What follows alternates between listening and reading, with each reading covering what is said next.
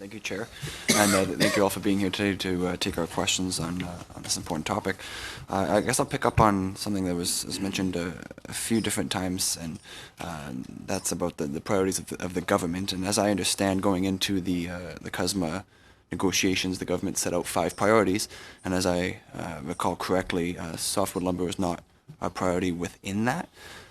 Also, after the last election at the beginning of this parliament, and again, if I recall correctly, I believe the mandate letters of the Deputy Prime Minister, of the Minister of Foreign Affairs, of the Minister of Natural Resources, and the Minister of International Trade, none of them actually mentioned softwood lumber in this dispute in that.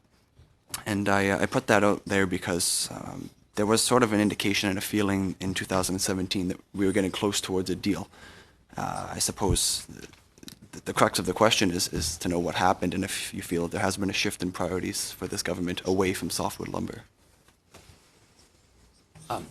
Thank you for the question. It's a good question. Mr. Chair, I don't feel that there's been a shift from this government away from softwood lumber.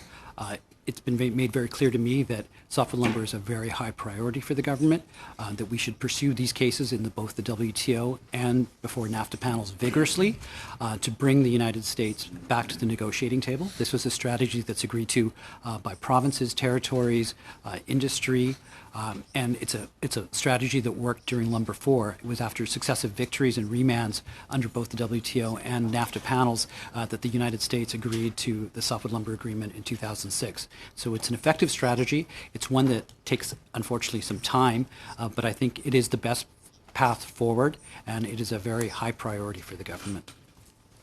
Okay, and I suppose just to help the committee better understand and help all members here understand in terms of, obviously it's good to know it is a priority, but in terms of the impact it has, do you have any information you can provide us in terms of employment, in terms of GDP, and how this dispute has impacted the sector?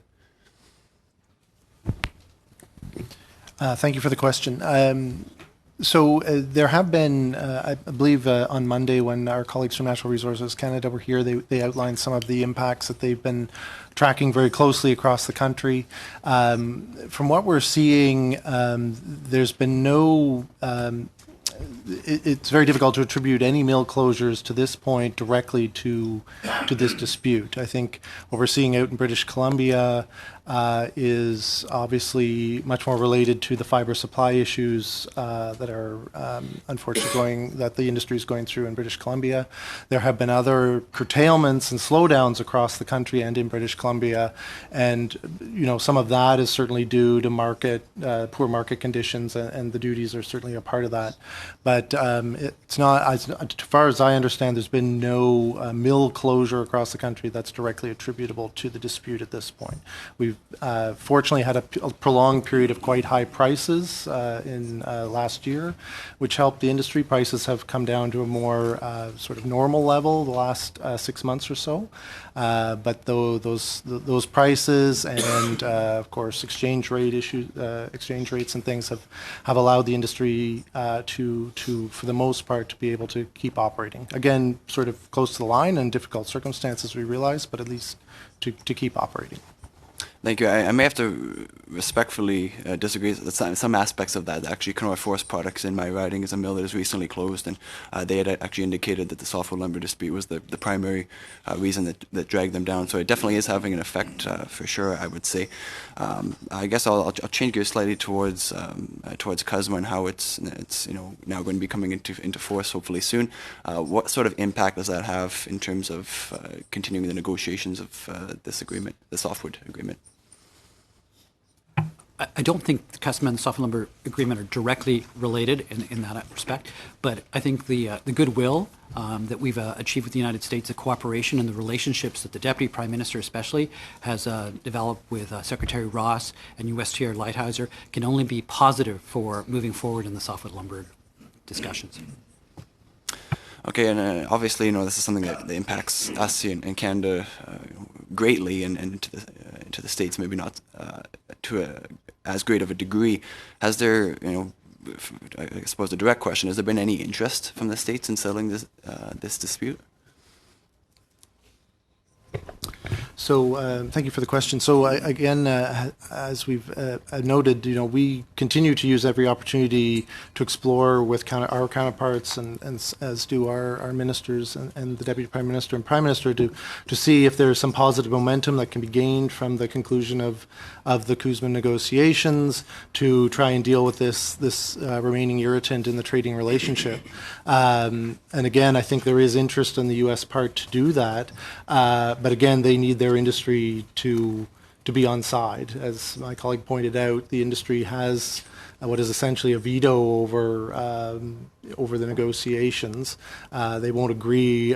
We need them to agree to any final deal. So until their own industry is willing, the U.S. administration has been reluctant to engage. Mm-hmm. And why do you feel that their industry maybe isn't willing? Is there not any incentive at this point in the industry, or what would be their incentive for coming on board? Well, certainly I think they view the higher prices that the duties cause to be to their benefit. Higher prices in the States means they benefit as companies selling softwood lumber. As was mentioned in our opening statement, the loser in this in the U.S. in any event is the U.S. consumer who's trying to buy a house or build a house or do renovations. They are the ones who are going to indirectly pay this 20% premium being placed on these building products, and that's why the National Association of Home Builders in the U.S. has repeatedly made representations to the U.S. administration on this point, indicating that the tariffs are increasing the price of homes in the U.S., pricing hundreds of thousands of people out of the housing market. So that's the unfortunate side effect of this, but of course the lumber industry there is interested in having those higher prices, having that disruption. It's only, again, through the success of litigation where through the litigation we are able to curtail the ability of commerce to impose those duties, that we eventually are able to convince the U.S. industry that it's in their interest to return to the table. Thank you very much.